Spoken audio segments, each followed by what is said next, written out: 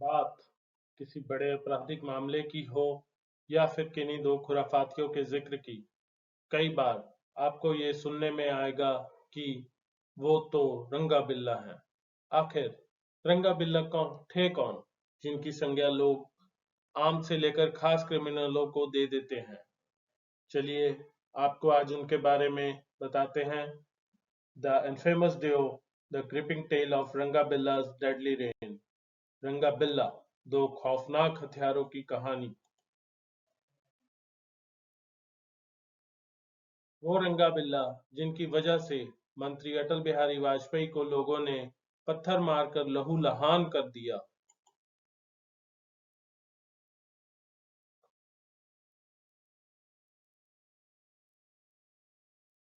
कुलजीत सिंह उर्फ रंगा 1975 में एक ट्रक ड्राइवर था। ट्रक से ऊब गया तो मुंबई में टैक्सी चलाने लगा। रंगा का मन यहाँ उगता रहा था। उसने श्याम सिंह नाम के एक आदमी से पूछा, कुछ अलग करने के लिए सलाह मांगी। श्याम ने उसे जसबीर सिंह नाम के एक आदमी के बारे में बताना शुरू किया। उसने बताया कि वह दो विदेशी नागरिकों की हत्या कर चुका है, बहुत पैसा कमाता है। रंगा ने कहा, मिलवाओ फिर। जिसके बाद श्याम सिंह ने उसकी जसबीर सिंह उर्फ बिल्ला से मुलाकात करवा दी। यहाँ से शुरू होती है रंगा बिल्ला की जोड़ी की कहानी।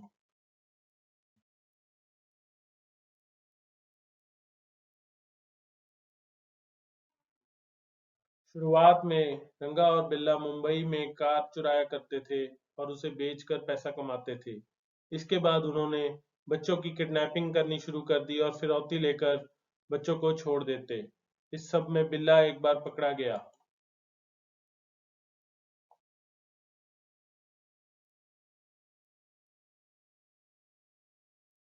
पुलिस ने उसे पकड़ा और थाने की जेल में डाल दिया, लेकिन कुछ दिन बाद ही बिल्ला जेल से भाग निकला। इसके बाद वह मुंबई छोड़कर दिल्ली और उसके आसपास के हिस्सों में अपराध करने लगे। 1978 के जून में रंगा बिल्ला ने अशोक शर्मा की कार अशोका होटल के सामने से चोरी कर ली। इसी गाड़ी के जरिए उन दोनों ने दिल्ली के सबसे बड़े अपराध को अंजाम दिया।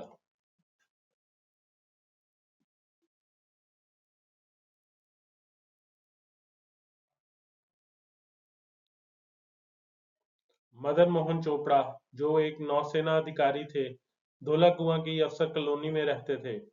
उनके दो बच्चे थे, 16 वर्ष की गीता और 14 वर्ष का Sanjay Chopra. Geeta Chopra Jesus and Mary College में कॉमर्स की पढ़ाई करती थी, जबकि संजय मॉडर्न स्कूल में 10वीं में पढ़ता था और बॉक्सिंग की प्रैक्टिस करता था। गीता को एक बार ऑल इंडिया रेडियो से एक ऑफर आया। उन्हें 26 अगस्त 1978 को वेस्टर्न सॉन्ग्स के एक इन द ग्रूव प्रोग्राम में हिस्सा लेना था, जिसे उसी रात 8 बजे ऑन एयर होना था।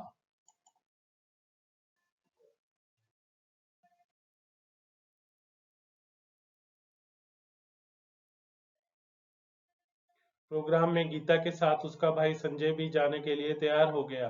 दोनों घर से निकले। कॉलोनी के ही एक व्यक्ति ने उन्हें लिफ्ट दी और गोल डाकखाना के पास छोड़ दिया।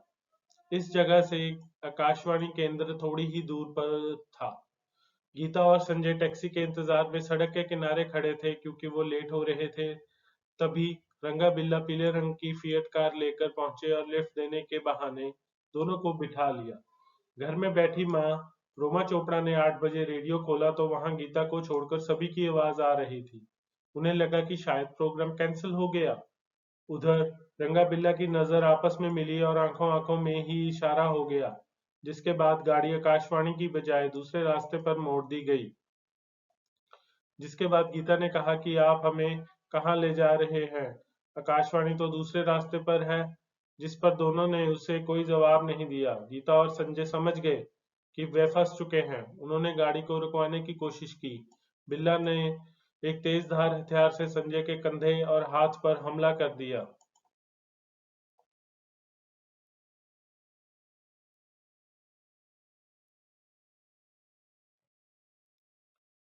संजय चोपड़ा की शर्ट खून से सन चुकी थी। गीता गाड़ी चला रहे रंगा के बाल पकड़कर खींचने लगी। रंगा हाथ छुड़ाने की कोशिश कर रहा था। वह एक हाथ से गाड़ी चलाता और दूसरे हाथ से गीता के हाथों पर जोर जोर से वार कर रहा था। गाड़ी शंकर रोड के भीड़ वाले इलाके में रुकी। संजय ने शीशे से मुंह निकालकर सटाकर जोर जोर से चिल्लाना शुरू कर दिया। संजय की आवाज भगवान दास ने सुनी। वह बंगला साहब गुरुद्वारे के नॉर्थ एवेन्यू की ओर स्कूटर से जा रहे थे। लड़के को चिल्लाता देख उसे रोकने की कोशिश की। एक अन्य व्यक्ति गाड़ी से लटक गया, लेकिन रंगा ने गाड़ी नहीं रोकी। भगवान दास ने पुलिस को सूचना दी। उन्होंने सूचना में बताया कि गाड़ी में 2 बच्चे हैं। गाड़ी का नंबर MRK 8930 है। DDA के जूनियर इंजीनियर इंद्रजीत ने भी उस गाड़ी को देखा। उन्होंने बताया कि लोहिया अस्पताल के पास गाड़ी तेज रफ्तार से गुजरी और आगे जाकर धीमी हुई, तो मैंने देखा कि गाड़ी में 2 बच्चे चीख रहे हैं। मैंने गाड़ी रोकने की कोशिश की, लेकिन ड्राइवर सिग्नल तोड़ते हुए भाग गया। उन्होंने गाड़ी का नंबर HRK 8930 बताया।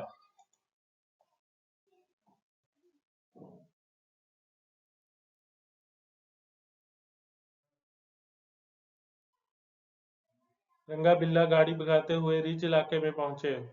यहाँ गाड़ी रोककर उन्होंने पहले संजय की हत्या की। इसके बाद दोनों ने गीता के साथ रेप किया। बलात्कार के बाद रंगा गीता को उसके भाई की लाश की तरफ ले जा रहा था, तभी पीछे से बिल्ला ने तलवार निकाली और गीता की गर्दन पर वार कर दिया, जिससे गीता की मौके पर ही मौत हो गई। इसके बाद उसकी लाश को उठाया और सड़क किनारे फेंक कर भाग निकले।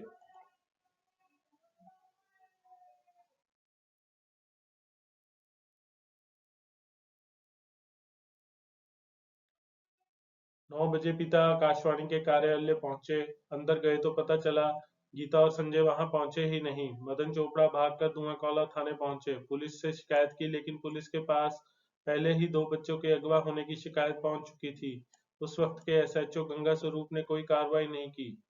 चोपड़ा से थाने के ही हरभजन सिंह ने कह दिया कि ये मामला हमारे थाने क्षेत्र में नहीं है, बल्कि मंदिर मार्ग पुलिस स्टेशन में आता है, इसलिए वहां शिकायत करें। चोपड़ा के ही समर्थन में नौसेना के कई और अधिकारी थाने पहुंचे। पुलिस ने अगवा करने का मामला दर्ज किया और तलाश शुरू की। करीब 140 पुलिस वाले 30 अलग-अलग गाड़ियों से दिल्ली के हिस्सों में बच्चों को खोजने के लिए निकल पड़े, पर कोई सुराग नहीं लगा तो पुलिस ने जंगलों में जांच शुरू की। पूरा दिन बारिश होने की वजह से अंधेरे में जांच करना मुश्किल था, इसलिए पुलिस उस रात कुछ भी खोज नहीं पाई।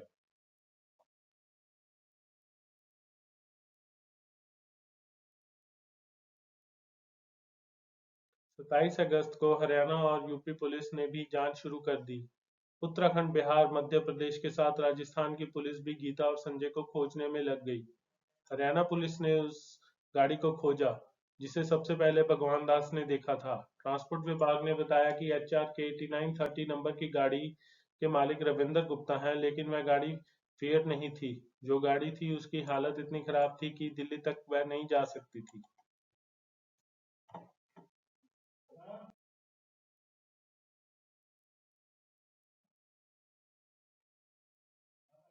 29 अगस्त को एक चरवाहे को लाश दिखी। उसने पुलिस को सूचना दी। दिल्ली पुलिस तुरंत पहुंच गई। सड़क से महज 5 मीटर दूर पड़ी लाश को बाहर निकाला। आसपास सर्च शुरू किया तो 50 मीटर की दूरी पर एक और लाश मिली। पुलिस अधिकारी मदन चोपड़ा को लेकर वहां पहुंचे। मदन ने देखते ही पहचान लिया। उनके मुंह से आवाज ही नहीं निकल रही थी। पुलिस वालों ने उन्हें संभाला। पोस्टमार्टम रिपोर्ट से पता चला कि गीता के शरीर में 5 और संजय के शरीर में 21 गहरे घाव थे।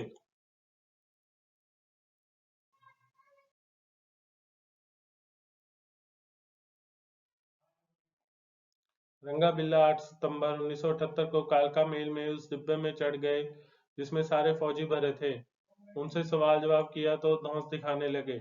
आर्मी के एक अफसर लांस नायक केवी शेट्टी ने पिछले दिनों इनकी फोटो अखबार में देखी थी।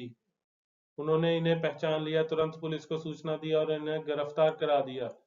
रंगा बिल्ला को गिरफ्तार करने के लिए स्टेशन पर करीब 100 पुलिसकर्मी सादी वर्दी में पहले से मौजूद थे।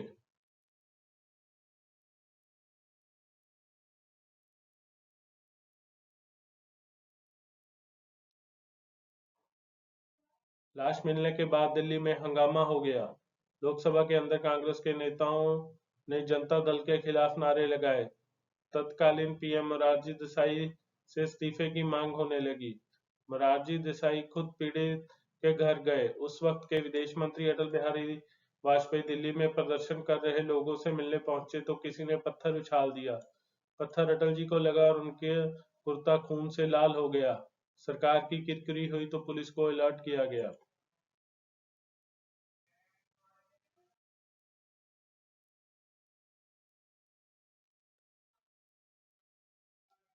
गिरफ्तारी के बाद केस बहुत तेज चला।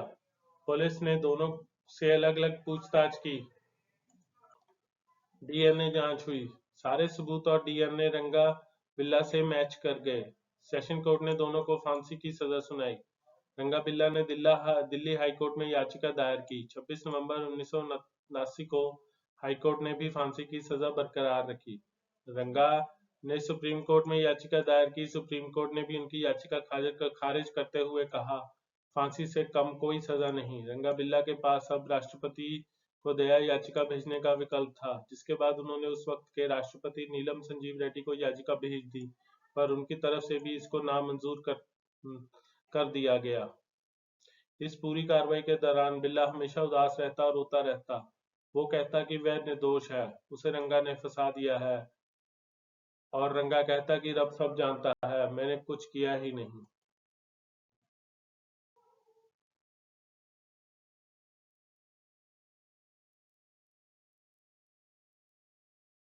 फांसी की तारीख 31 जनवरी 1982 तय कर दी गई। फांसी देने के लिए मेरठ से कालू जल्लाद और फरीदकोट से फकीरा को बुलाया गया। फांसी के लिए रस्सी बिहार के बुक्सर से लाई गई। जेल प्रशासन ने दोनों जल्लादों को उस वक्त 150 रुपए में ओल्ड मॉन्क शराब मंगाकर पिलाई। जेल प्रशासन की माने तो पूरे होश में रहकर वह व्यक्ति किसी की जान नहीं ले सकता। तिहाड़ जेल प्रशासन ने दोनों को सुबह 5 बजे जगाया। रंगा नहाया, लेकिन बिल्ला ने नहाने से इनकार कर दिया। उन दोनों को फांसी के तख्त पर लाया गया। हाथ पीछे बांधे और चेहरे को काले कपड़े से बने थैले में ढक दिया गया। फांसी के तख्त पर पहुंचने पर रंगा ने जोर जोर से नारा लगाया, जो बोले सो निहाल, सत श्री अकाल। तभी जेल के सुपरिटेंडेंट आर्यभूषण शुक्ल ने लाल रुमाल हिलाया और दोनों जल्लादों ने लिवर खींच दिया।